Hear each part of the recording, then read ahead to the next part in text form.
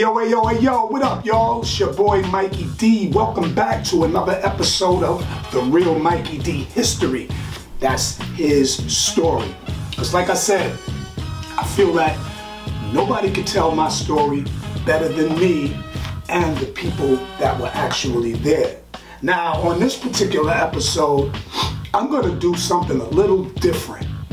I'm going to chop it up with my Aunt Choppie.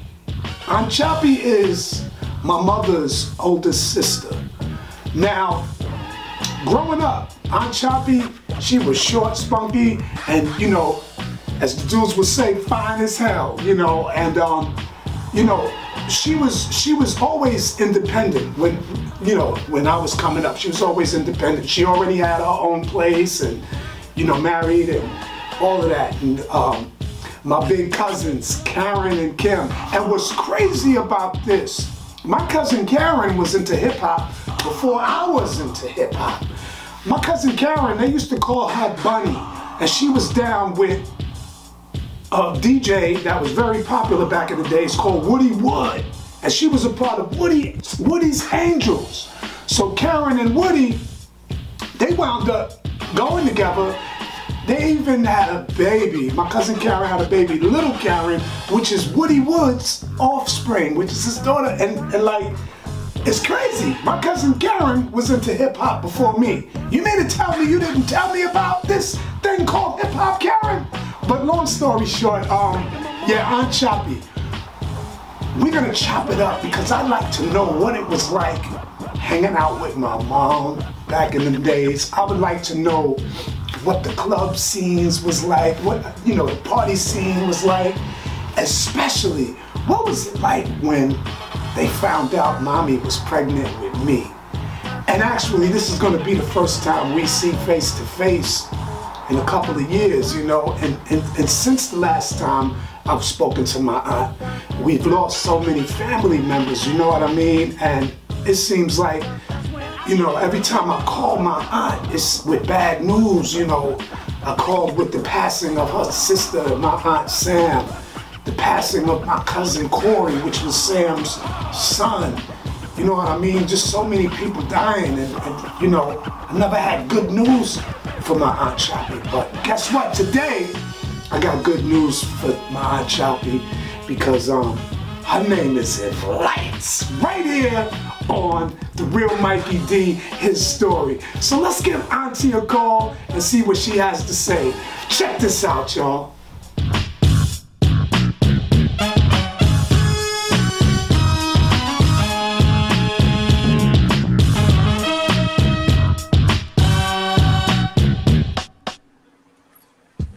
Ladies and gentlemen, let's welcome my Aunt Choppie and my cousin Kim to the platform. Hey. You know what? Hey, Auntie, before we even get started, to let you know that I'm still that respectful nephew of yours, and I'm inside, I'm going to remove my hat. Alrighty, so I can see those curly locks. Yeah, there we go. I still got it. I still got it. You do. And no gray. What's up with that? Oh, the grays they're already down in there. Okay, lower level. Yeah, you know, I see it. Okay. Yep. So let's get started. All right. Let's take it back prior to me, because you know people know about me already. Let's go back even further because nobody's done this before. What was it like back in your day with mommy and your siblings and like the music scene, and what was going on then? What was it like? You know, Michael, back then the music scene was crazy wild. I mean, we were talking about like James Brown and Tina Turner and Earth, Wind and Fire. You know, were the groups out there. Marvin Gaye, Sister Sledge. You know, there was music, and we were dancing to it. You know, me and your mom and your Aunt Sandra. Yeah, definitely, we were into listening to all that good music that was back there in our day.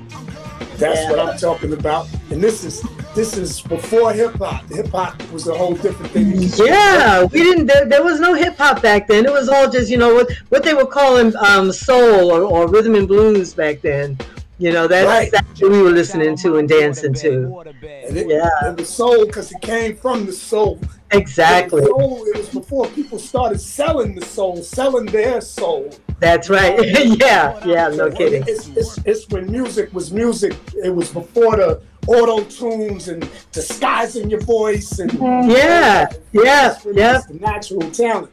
Exactly. So, I mean, what was it like? Was y'all wild? Was y'all in the parties just dance? I know when I was coming up, we used to dance. It wasn't about standing on the corner staring at each other. No. We were up on the floor. We were on the floor dancing. In fact, your mom was the one that taught.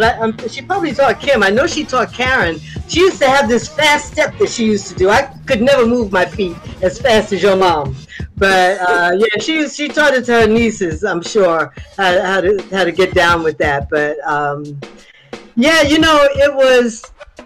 We were 5 years apart. I was 5 years older, and so for at the beginning, having her follow me around was just a pain in the neck. And I wanted her somewhere else. I didn't, she was too little, and she was going to tell on some of my stuff, and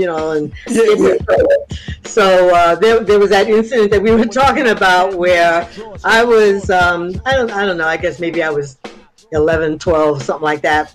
And so that she was 5 years younger than that. And I'm getting ready to go around the corner to see this boy that I was liking, right?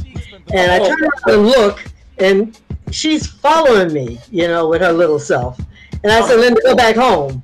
And I turn around and start walking some more. And when I turn around and look again, she's still following me. So by now, we're almost to the corner that I'm about to turn where this guy lives.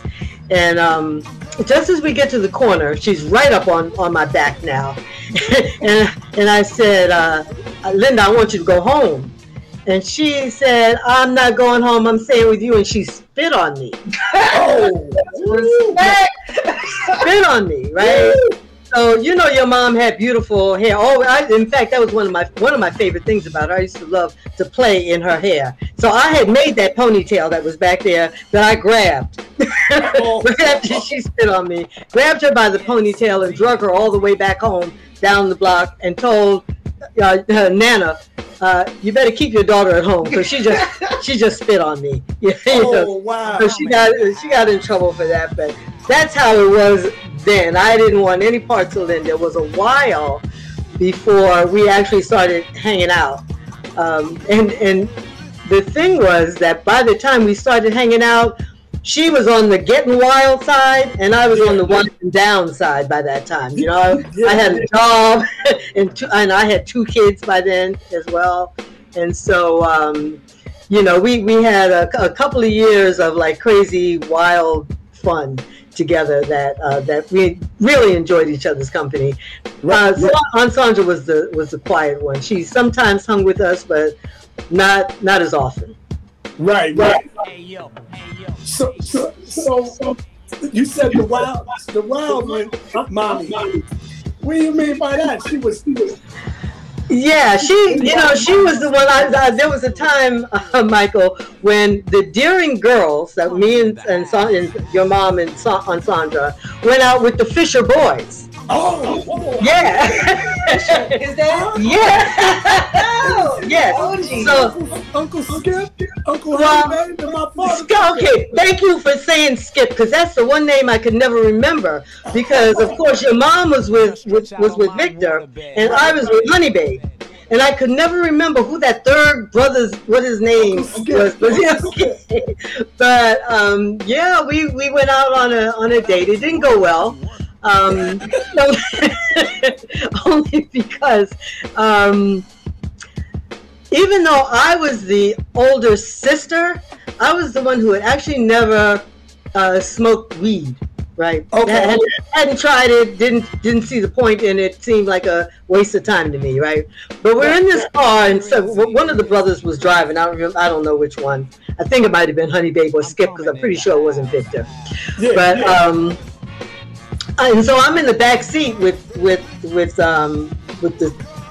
2 of the brothers, with Honey Babe and Skip, because your mom's up. I don't know how it was. Anyway, they're passing around this joint, right? And it got to me, and I took a couple of puffs, and decided at that point that this is useless because it doesn't change it doesn't change the way give me some rum and coke and that makes me feel a little different. But right then weed wasn't it until they passed it around. I think maybe it was like a third or fourth time that it got to me, and but what it did was it made me throw up, which wasn't a happy thought first time on a date, So, and after that happened, I was kind of embarrassed, didn't want to go out with Honey Babe anymore anyway. So that was the date. That was a one-time date. Your mom stuck it out with Victor for a bit, but yeah, I couldn't hang that way. So, all right. Yeah, I was a bit of a square when it came to that right then. It changed. It wasn't always that way. It didn't stay that way. But yeah, I was a little slow in catching on to the craze. Right. So you said mommy stuck with it. So yeah, that's evidently how I came about. Successful date for her. Yeah. When y'all found out mommy was the big P, pregnant, what was that like? I mean, okay, so I'm gonna give you a little background about our family. So it seems that the girls get pregnant. It seems that 17 is the age when we somehow sow our wild oats, because your grandma Nana was 17 when I was born. Right. I was 17 when your first cousin Karen was born. And apparently your mom was 17 when you were born. So there's a pattern there. You can see that. You can see that pattern. By the time you were born, I already had 2 kids. Keith and Karen. I had Karen and Keith. So, but it was way cool. I mean, we were so happy. You were like the cutest baby. And until Kim came along and snatched that crown. But it was a while before that happened. But yeah, you were just so cute. I had this song that I used to sing to you. I'm just going to go a couple of lines here. Hi, Mike. Hi, Mike. I like to say hi, Mike. Hi, Mike. Hi, Mike. I love you very much. When you were a baby, you used to get the biggest kick out of me singing that to you, so I used to sing it all the time, every chance I got. But yeah, you were precious. Wow. Happy to have you around. One of the things that there's always, again, in our family, the kids always have a line that becomes famous for them. Some little thing that they said when they were little that we all say still. Yours was when it was time to go to bed, after we, like in the summertime, we were all in the backyard having our, eating our ribs and potato salad and playing Monopoly or Whist or whatever we were doing. Yep. When it started to get dark, because you were the baby then, Karen and Keith didn't have to necessarily go to bed right then, but Nana would come and get you and tell you it was time to go to bed. And what you would say was, "Too early, Nana, too early." Too early, Nana. So we all still say that now when it seems appropriate. It's too early, Nana. But Kim has some great memories, because I know you remember those as you grew a little bit older. Those. Oh wait, before we get to that though, I got to tell you another one. That with Karen and Keith, and you're talking about asking about how it was when me and Linda and Sandra used to hang out. So this was at the stage when we used to hang out. You were about 2 years old by this time. So Karen was maybe 7, Keith was 5 or whatever. And do you remember the nightcap that was down there on Merritt Boulevard at the corner of Merritt? 227th Street. Yeah. 228th. Yeah. That was our hangout. That was where we hung. I mean, movie theater. Okay. Yeah, we hung out there. I mean, but your mom worked there actually for wow. the barmaid, And I had my seat that right on the corner, at the corner of the bar right there, that I always sat in. But and we used to go down there. They had every now and then they had a band that would play, and of course, we were down there, flirting with the guys. So that's what we were doing this one particular day. We decided that we were going to go, the three of us this time, me and Sandra and Linda, going to go down to the nightcap and hang with the band as they rehearse, right? So what we're going to do with these three little kids, though, is we're going to leave them home with, I always call, I don't know if you remember what I called your papa, I called him Daddy Gnome. Daddy Gnome, yeah. Okay, so that's so we left Daddy Gnome babysitting. That was not a wise move, but that's what we did. We left Daddy Gnome babysitting with these three, the 7, 5, and 2-year-old you, and me and my sisters went down to the nightcap. So we were in the back. They had a little back room, and that's where the band was rehearsing. They had a freezer back there up on the stage, and I was sitting on top of the freezer. Your mom and Aunt Sandra, they were down talking to the boys. We were all kind of dancing to the music and stuff, right? Had been there for hours, right?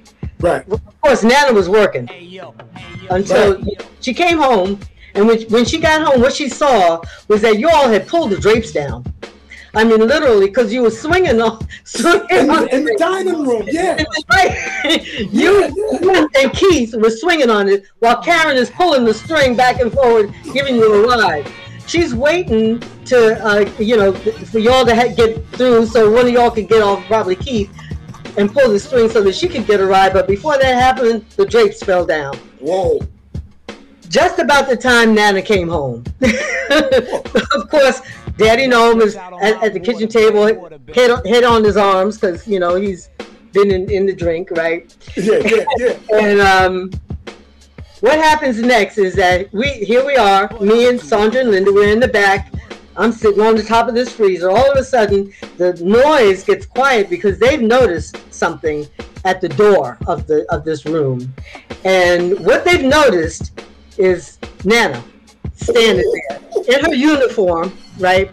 It's quiet, she never says a word. What she does is this. She points to me, she points to your mom, she points to Aunt Sandra, she does this, and she turns around and walks out. And she trusts that we're gonna be walking out behind her. She was so right.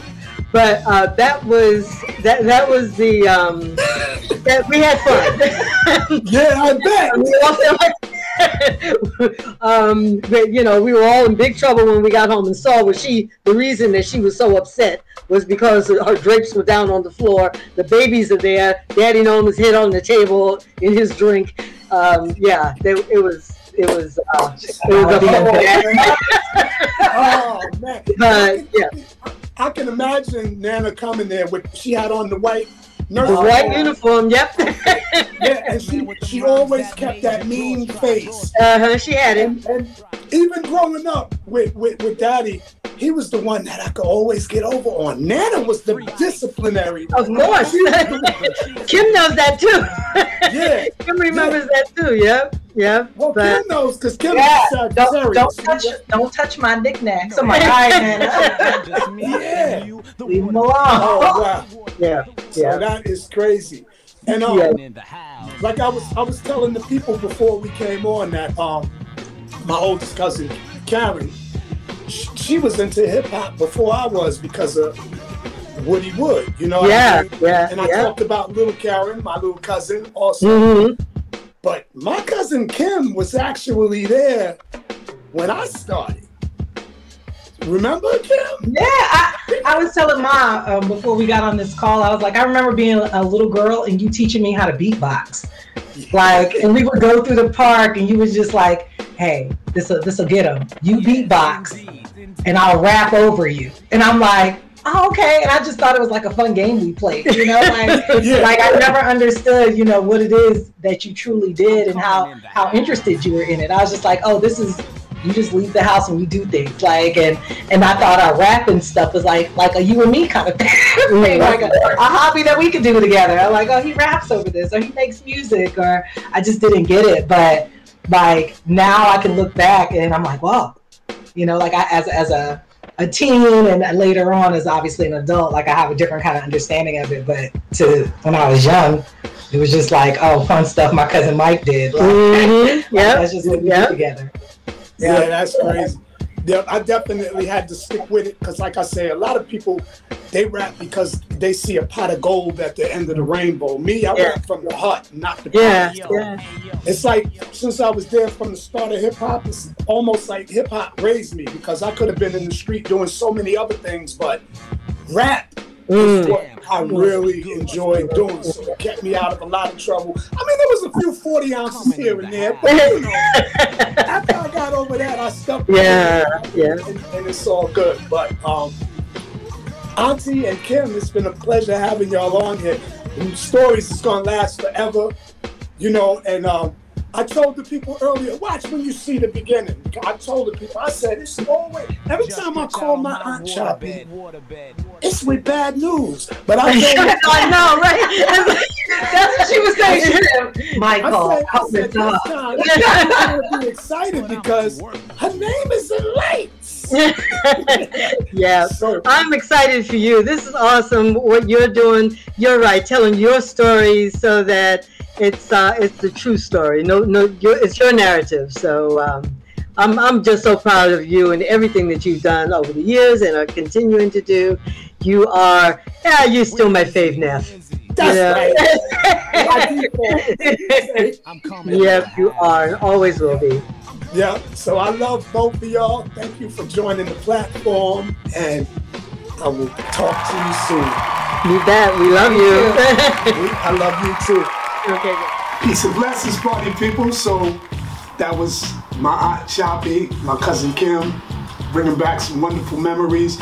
Also, enlightening me on situations that I didn't even know about, you know.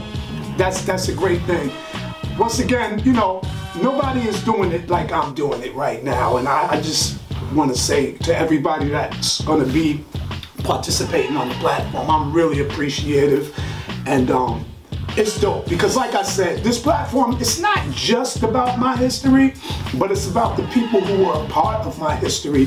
And I believe that some light needs to be shined on them as well because they also have backgrounds, you know, and we need to get to the bottom of all of that. So once again, thank you for tuning in to the Real Mikey D history, his story, you know, thank you.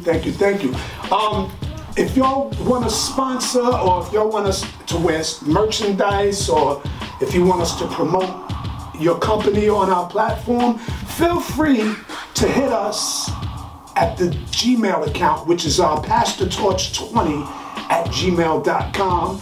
And either myself, Cal Cutter, John Trace, or Prick Kelsey will definitely get back to you. We're looking for sponsors, because like I said before, this is just a seed. If you want to help us water the plant, you know, you can donate or whatever you want to do. Let's just do this together because it's about all of us. You know what I'm saying? So until next time, peace and blessings. And we out of here.